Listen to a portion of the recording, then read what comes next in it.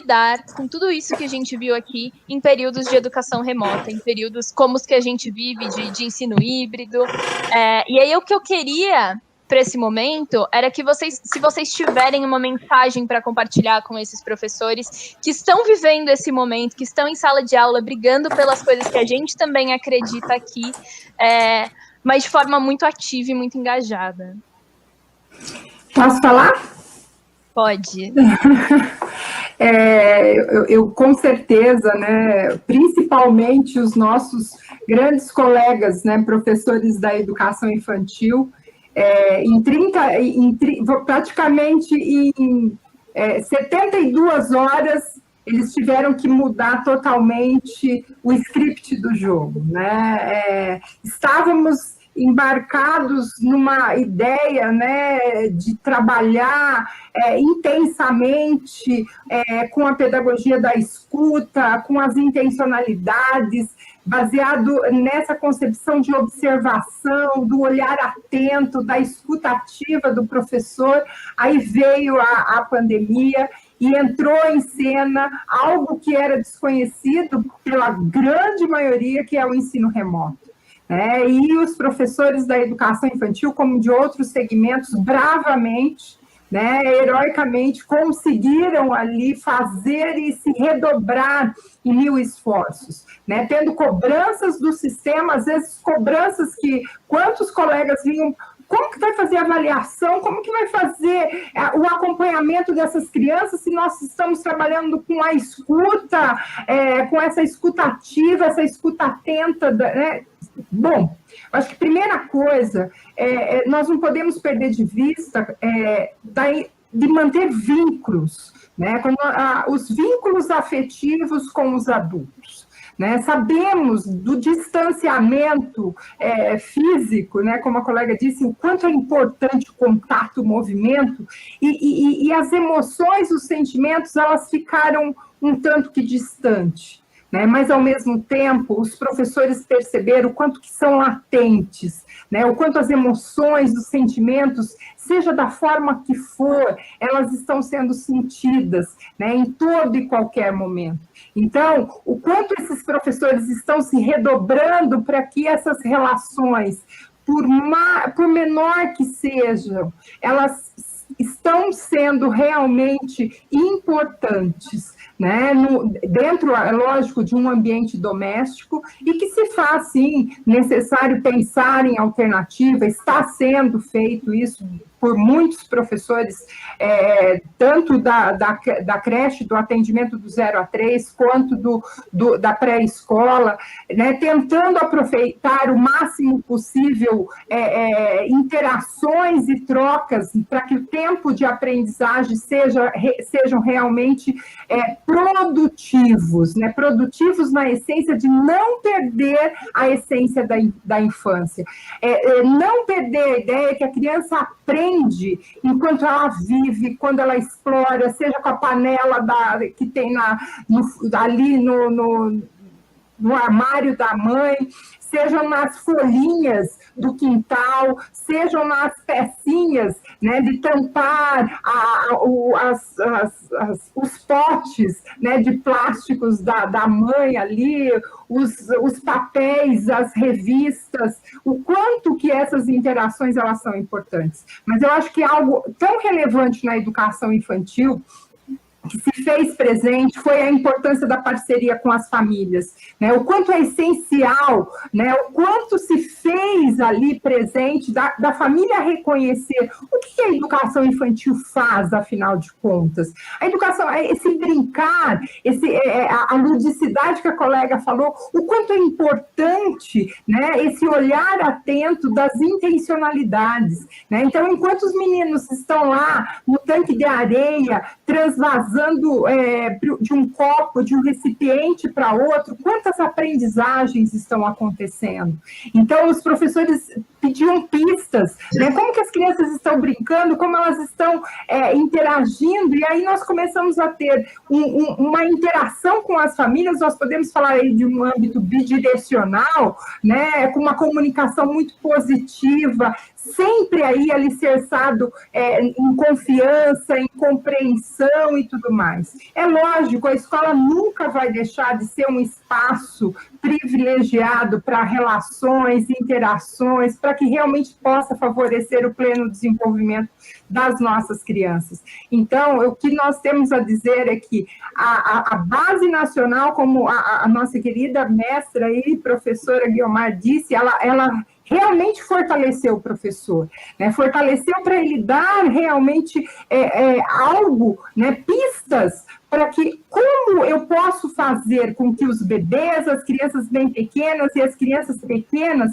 elas pudessem realmente viver experiências mesmo em contextos domésticos, né? E os professores fizeram isso, estão fazendo lindamente, na medida do possível, na medida até mesmo da realidade de cada território, de cada comunidade.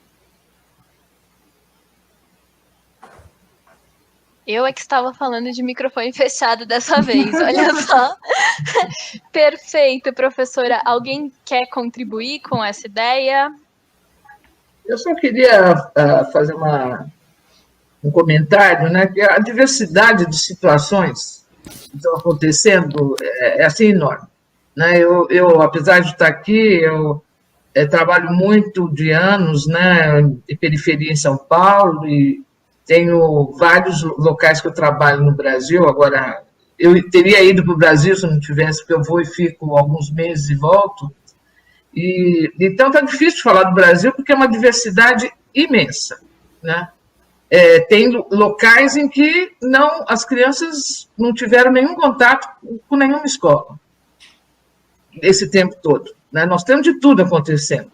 Eu gostaria de ressaltar a qualidade, né, do professor brasileiro, porque eu vi professores fazendo coisas absolutamente incríveis. Né? Eu acompanho aqui na Europa, acompanho nos Estados Unidos, né, as questões educacionais todas, e tem assim, projetos, né, envolvendo poesia, envolvendo música, mesmo em situações assim, bem difíceis, por exemplo, a periferia de São Paulo e do Rio, que é o que eu acompanho mais.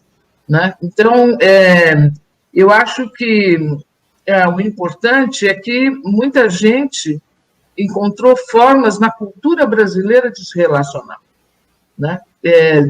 Voltando para brincadeiras tradicionais, usando música, e a criança, para começo de conversa, a criança pequena nem pode ficar na tela esse tempo todo. Né? Na área da medicina, da pediatria, nem estou falando da ciência do cérebro, a recomendação é que criança até 2 anos não veja tela, e que veja meia hora de 3 a 5. Nós nos colocando numa situação bem difícil, porque não é, gente, para o desenvolvimento infantil, né, e não é a questão do conteúdo da tela, é a tela em si. Há um problema biológico na visão, né, não é nem assim o fato da criança ficar na tela e não se movimentar, etc. São questões do desenvolvimento ósseo, inclusive, da postura. Então, eu acho que é uma situação bem delicada, né, que os outros níveis de ensino não estão passando o que está passando a educação infantil. Né? Então, eu acho que, se nós lembrarmos que a brincadeira, ouvir história, brincar de história, brincar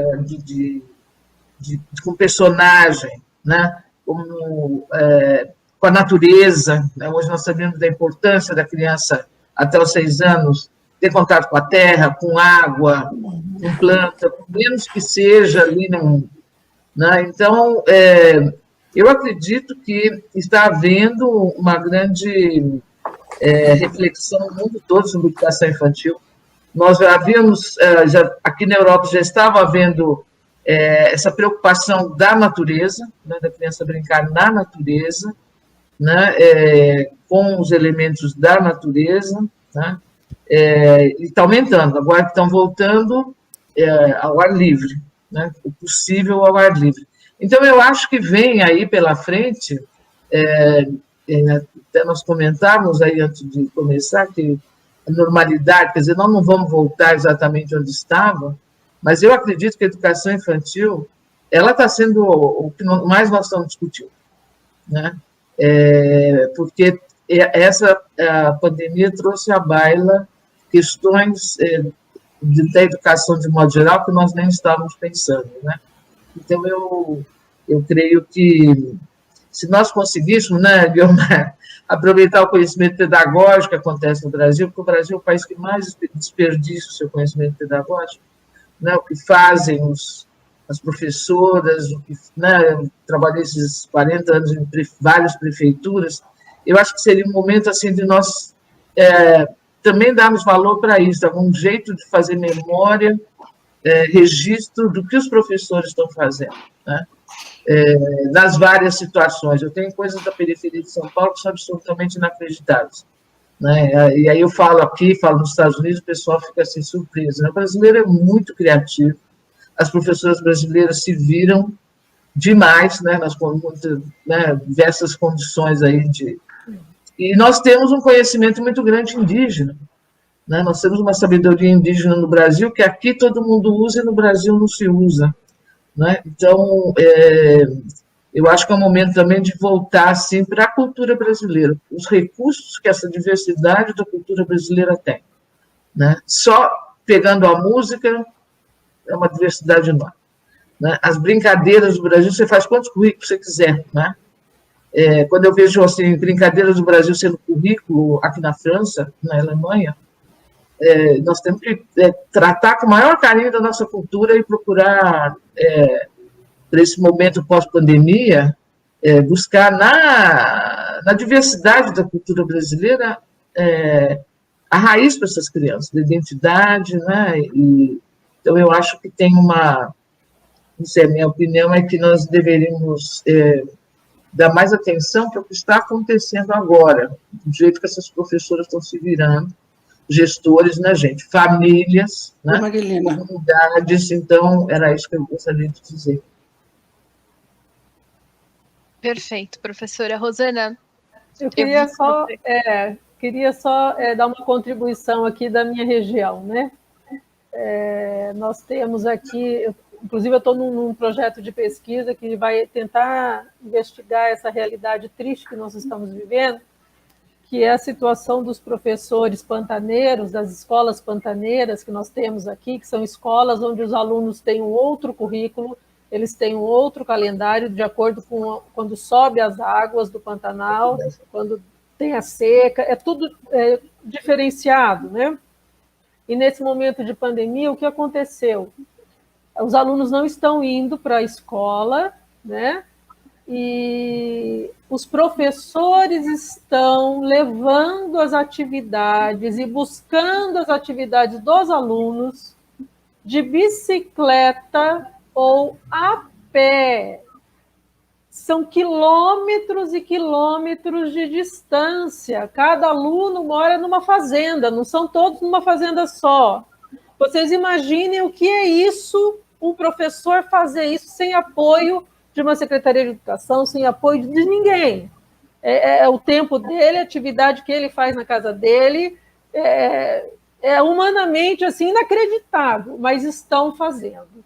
E eu estou participando dessa pesquisa com a região ali de Aquidauana, que a gente chama que é próximo a Campo Grande, é o Portal do Pantanal, e estamos começando a fazer essa investigação. É como a colega Elvira disse, aqui no Brasil nós temos verdadeiros heróis, nós temos professores que estão dando a vida, praticamente, né, para conseguir continuar trabalhando.